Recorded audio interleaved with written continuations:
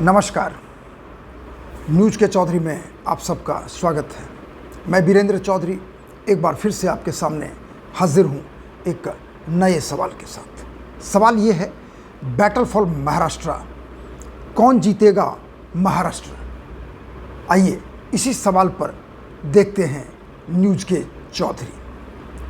15 अक्टूबर 2024 को चुनाव आयोग ने महाराष्ट्र और झारखंड के विधानसभा चुनाव की घोषणा कर दी। महाराष्ट्र में विधानसभा चुनाव होगा 20 नवंबर को और परिणाम घोषित होगा 23 नवंबर को। और इसके साथ ही वो जंग शुरू हो गया है महाराष्ट्र में कि कौन जीतेगा महाराष्ट्र। एनडीए जीतेगी महाराष्ट्र या इंडी अलायंस। एनडीए में बीजेपी, शिवसेना और एनसीपी है। इंडी अलायंस में कांग्रेस, एनसीपी शरद पवार, शिवसेना उद्धव ठाकरे है। यानी पिछला चुनाव यानी 2019 का विधानसभा चुनाव हुआ था, बीजेपी शिवसेना एक तरफ और दूसरी तरफ थी एनसीपी और कांग्रेस। लेकिन पिछले कुछ सालों में एनसीपी और शिवसेना दो फाक हो गई। इसलिए अब की बार मुख्य रूप से 6 पार्टी, जिसमें 3 एक तरफ और 3 दूसरी तरफ। सबसे पहले हम देखना चाहेंगे, जानना चाहेंगे कि 2019 विधानसभा चुनाव में परिणाम क्या हुआ था। 2019 विधानसभा चुनाव में एनडीए में बीजेपी और शिवसेना थी। दूसरी तरफ उस समय यूपीए में कांग्रेस और एनसीपी। एनडीए को देखें तो बीजेपी को मिला था 288, यानी कि महाराष्ट्र विधानसभा में 288 सदस्य चुने जाते हैं, जिसमें बीजेपी को मिला था 105 और शिवसेना को मिला था 56 सीट, यानी 161 आउट ऑफ 288। और यदि वोटों का प्रतिशत देखें तो बीजेपी को मिला था 26.1% और शिवसेना को मिला था 16.6% और कुल 42.7% उन्हें वोट मिला था। दूसरी तरफ यदि यूपीए को देखेंगे, एनसीपी को 54 और वोट मिला था उनको 16.9, कांग्रेस को मिला था 44, वोट मिला था 16.1, यानी कुल सीट 98 और वोट मिले थे उन्हें 33%। और अन्य के खाते में गया था 29 सीट और अन्य के खाते में वोट गया था 24.3%। अब सवाल यह है कि 2019 विधानसभा चुनाव स्पष्ट बहुमत मिला था एनडीए को और शिवसेना उद्धव ठाकरे ने अलायंस को तोड़ते हुए महाराष्ट्र के मुख्यमंत्री बने और उनको समर्थन मिला कांग्रेस और एनसीपी से।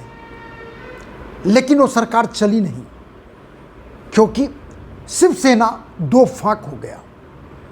एकनाथ शिंदे अधिकांश शिवसेना सदस्यों के साथ पार्टी को तोड़ दिए और साथ ही एनसीपी भी शरद पवार और अजित पवार में दो फाक हो गया।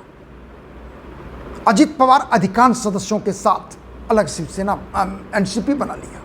तो कुल मिला के एनडीए की सरकार बनी, मुख्यमंत्री बने एकनाथ शिंदे शिवसेना के और देवेंद्र फडणवीस बीजेपी से उप मुख्यमंत्री और अजित पवार एनसीपी से उप मुख्यमंत्री। लेकिन लोकसभा चुनाव हुए, लेकिन लोकसभा चुनाव में परिणाम एनडीए के लिए वो नहीं हुआ जो 2019 लोकसभा चुनाव में हुए थे। 2019 लोकसभा चुनाव में 48 सीटें महाराष्ट्र में, जिसमें 41 सीट एनडीए को मिला था, यानी बीजेपी को 23 और शिवसेना को 18। तब शिवसेना खंडित नहीं थी।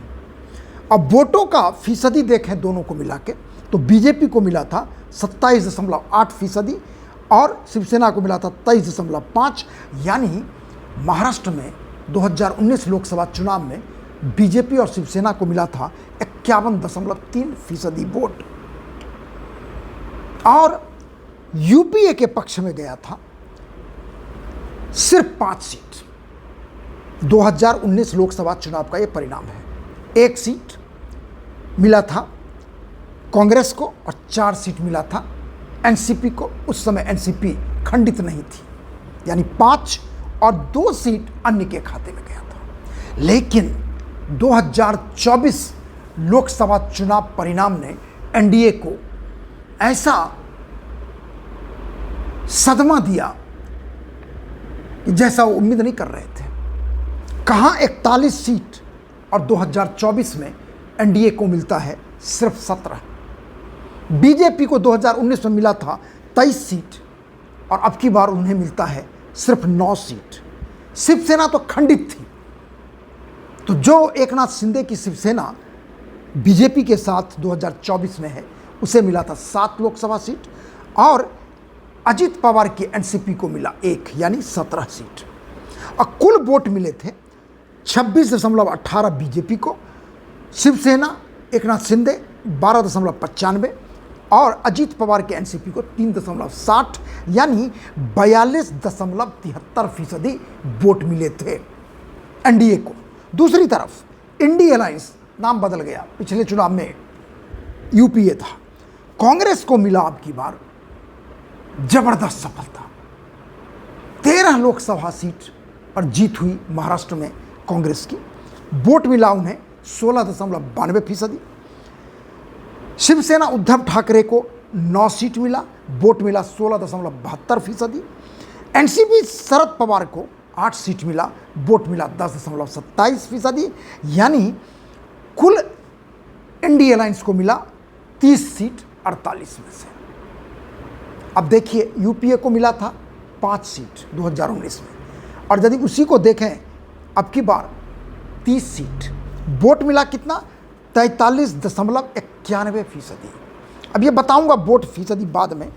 और 1 सीट गया अन्य के खाते में 2024 में। तो मतलब ये कि एनडीए को मिला 17, इंडी अलायंस को मिला 30 और 1 गया अन्य के खाते में, यानी 48 सीट।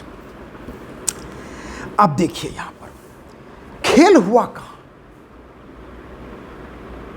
भारी हार का सामना करना पड़ा बीजेपी को।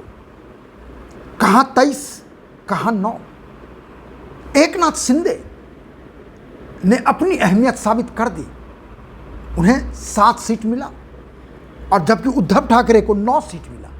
तो यदि उद्धव ठाकरे को एकनाथ शिंदे ने चैलेंज किया, तकरीबन 5-5 पहुंच गए। उद्धव को मिला 9 और शिंदे को मिला 7। सबसे बड़ा जो एनडीए को आघात का सामना करना पड़ा वो एनसीपी अजित पवार से। उनको सीट मिला 1 और वोट मिला मात्र 3.60%। जबकि दूसरी तरफ शरद पवार एनसीपी को मिला 10.27%। कहने का मतलब है कि यदि एनडीए का 42.73% वोट है, तो इंडी अलायंस को मिला 43.91%। और दोनों का यदि आप अंतर देखेंगे तो एनडीए 1.18% वोटों से नीचे आ गई इंडी अलायंस से, और यही 1.18% वोट ने एनडीए को डुबो दिया। वैसे भी यदि आप 2019 लोकसभा चुनाव से तुलना करें बीजेपी के वोट को, तो 2019 में उनको मिला था 27.80% वोट, जबकि 2024 में मिलता है 26.18%। यानी 0.62% का कमी होता है बीजेपी के खाते में, और कुल जो अंतर है 1.18%, और इसी 1.18% ने एनडीए को 41 से 17 पर पहुंचा दिया और इंडिया अलायंस को 5 से 30 पर पहुंचा दिया।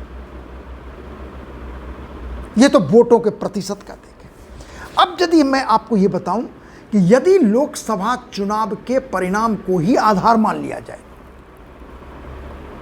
तो उसके असेंबली लीड को देखने से आपको एक इंडिकेशन मिलेगा कि लोकसभा चुनाव के साथ यदि विधानसभा चुनाव होता तो किस पार्टी को कितना सीट मिलता, वो भी देखिए।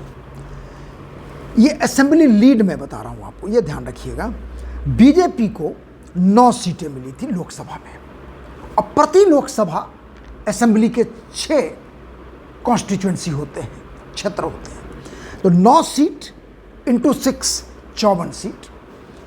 शिवसेना एकनाथ शिंदे 7 सीट मतलब into 6 42 seat. NCP Ajit Pawar 1 seat into 6 यानी 6 सीट। तो यदि 54 42 6 जोड़े 102 होता है। यानी लोकसभा चुनाव परिणाम में असेंबली के लीड को देखने पे 288 में से एनडीए को मिल रहा है 102। और याद रखना है कि महाराष्ट्र विधानसभा में सरकार बनाने के लिए 288 में से चाहिए 145। यानी यदि लोकसभा के रिजल्ट को लीड को देखें तो एनडीए सत्ता से बाहर।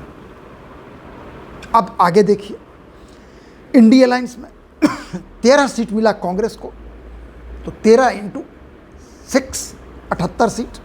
शिवसेना उद्धव ठाकरे को मिला 9 सीट, तो 9 into 6 54 seats. NCP Sharad Pawar को मिला 8 सीट, माने 8 इंटू 6 48।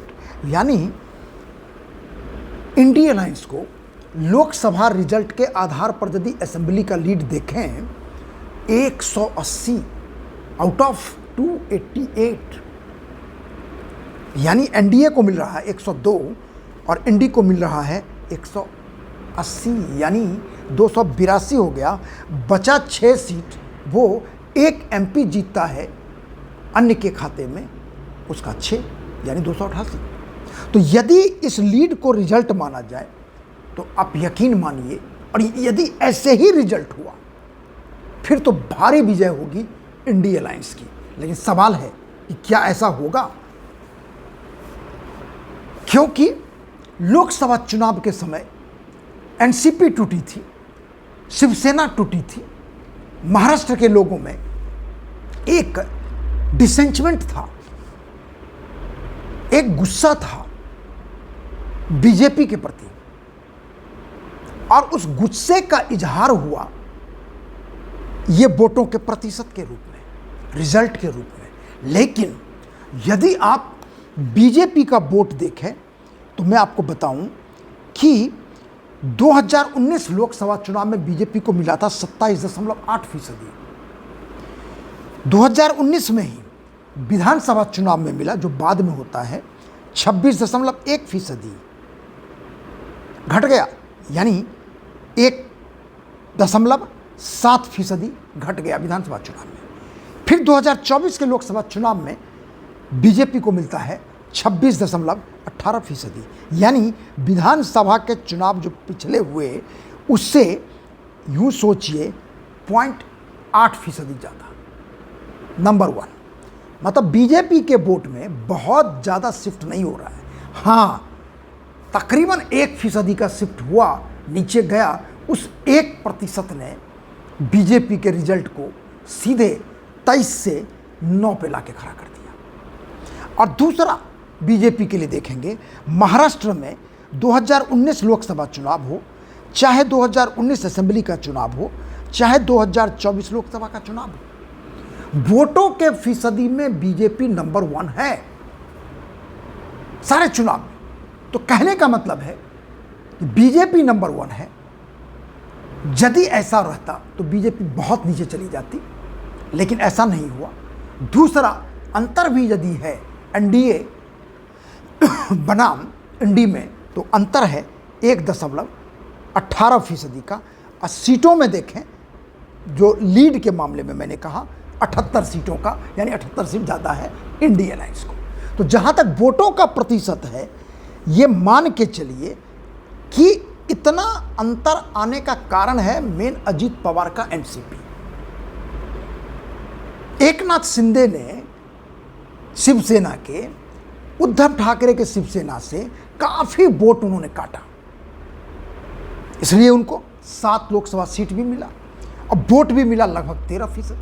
लेकिन अजीत पवार एक तरह से असफल रहे। वो एक सीट इसलिए जीत गए चूंकि बीजेपी और एकनाथ शिंदे के शिवसेना के वोट पाकर जीत गए, नहीं तो उनका वोटों का प्रतिशत रहा सिर्फ 3.60, जबकि शरद पवार को मिलता है 10.27। तो यदि विधानसभा चुनाव में अजीत पवार की पार्टी 5% वोट भी पा जाती है, 8% भी पा जाती है, यानी 10% के पास यदि आ गई, तो समझिए सारा का सारा बदल जाएगा महाराष्ट्र के राजनीति के मैदान में। यानी ये जो 1.18% का अंतर है, यदि एनडीए ने इसको पाट लिया, जो पाटने की भारी संभावना है, जैसा कि हरियाणा में बीजेपी ने किया, क्योंकि बीजेपी के पास बहुत बड़ा मास्टर स्ट्रोक नरेंद्र मोदी हैं, अमित शाह हैं, आदित्यनाथ योगी हैं। ये सब ऐसे ऐसे नाम हैं जिनके नाम से वोट आज की राजनीति में स्विंग करता है। और यदि ये स्विंग बहुत ज़्यादा नहीं है, यदि 3% 4% भी हो गया, यानी कि 1.18 से ज़्यादा मान के चलिए, यदि 2.5% भी हो गया, 2% भी हो गया, 3% भी हो गया, तो यूँ मान के चलिए कि महाराष्ट्र का रिजल्ट बिल्कुल उलट जाएगा। जो अभी लोकसभा चुनाव के लीड के आधार पर एडवांटेज है इंडिया अलायंस को, और यदि ये हेरफेर हुआ, जिसकी संभावना बहुत ज़्यादा है, और यदि ऐसा होता है तो यकीन मानिए कि बीजेपी, यानी क्या होता है, 1.18% का जो नुकसान हुआ था बीजेपी को लोकसभा चुनाव में, यदि बीजेपी उसको उलटने में, उसमें जोड़ करने में, यानी यदि एनडीए मिनिमम 2% का स्विंग करा लेता है अपने पक्ष में, तो मान के चलिए कि महाराष्ट्र में एनडीए की भारी जीत होगी और इंडिया अलायंस निश्चित रूप से फिसल जाएगा, जैसा कि हरियाणा में कांग्रेस के साथ हुआ। कांग्रेस ये मान के चल रही थी कि कुछ भी होगा, हरियाणा में चुनाव जीतेंगे। बीजेपी को अंदेशा था, क्योंकि लोकसभा चुनाव में 10 में से 5 ही सीट मिला था, 5 कांग्रेस को चला गया था। परिणाम ये हुआ कि बीजेपी ने ऑल आउट हरियाणा में पूरी ताकत झोंक दी, पूरी ताकत लगा दी। परिणाम ये हुआ कि स्पष्ट बहुमत के साथ 90 में से 48 सीटें बीजेपी जीत गई। और वही चीज डिट्टो महाराष्ट्र में बीजेपी कर रही है लोकसभा चुनाव के समय से ही। छोटे छोटे समूह को एक साथ लाना, छोटे छोटे समूह को जोड़ना एनडीए से, छोटी छोटी पार्टियों से सहयोग लेना, सारे तबकों के बीच जाना, ओबीसी के बीच जाना, दलितों के बीच जाना, मराठा को एक साथ लाने का प्रयास करना, चाहे अजीत पवार हो, चाहे एकनाथ शिंदे हो, चाहे अशोक चव्हाण हो। तो कहने का मतलब जो अमित शाह का फॉर्मूला है, छोटे छोटे कुनबे को जोड़कर एक बड़ा कुनबा बनाने का।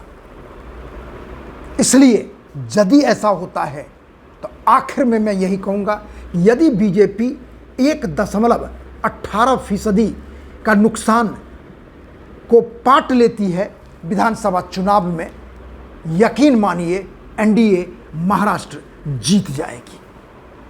और ये जीत हम प्रेडिक्ट कर रहे हैं, अनुमान लगा रहे हैं हिस्टोरिकल डेटा के आधार पे।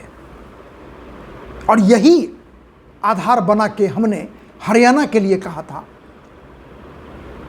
कि हरियाणा में बीजेपी हैट्रिक बनाएगी, और बीजेपी ने बनाया। जम्मू कश्मीर में मैंने कहा था कि नेशनल कॉन्फ्रेंस और कांग्रेस आगे रहेगी, बीजेपी सीट बढ़ाएगी लेकिन नंबर 2 पे रहेगी, वही हुआ। इसलिए महाराष्ट्र का हमारा अनुमान है, साफ अनुमान है कि एनडीए 1.18% नुकसान को पाट लेती है, तो मान के चलिए महाराष्ट्र में फिर से एनडीए की सरकार होगी। यानी कौन जीतेगा महाराष्ट्र? मैं कह सकता हूं कि एनडीए जीतेगा महाराष्ट्र विधानसभा चुनाव 2024 में। लेकिन होगा क्या असली में, इसके लिए हम सबको इंतज़ार करना होगा 23 नवंबर का, जब ईवीएम घोषित करेगा कि कौन जीता महाराष्ट्र, और तब तक हम इंतज़ार करेंगे। आखिर में यदि आपको कार्यक्रम अच्छा लगता है तो इसे आप लाइक करें, शेयर करें, और जो कुछ कहना चाहते हैं तो कमेंट सेक्शन में जाकर अपनी बात जरूर लिखें। एक अनुरोध, एक निवेदन, एक प्रार्थना कि मेरे YouTube चैनल को आप जरूर सब्सक्राइब करें, क्योंकि आपके सब्सक्राइब करने की वजह से ही हम आपके साथ जुड़े रहे हैं और आगे भी जुड़े रहेंगे। बहुत बहुत धन्यवाद। नमस्कार।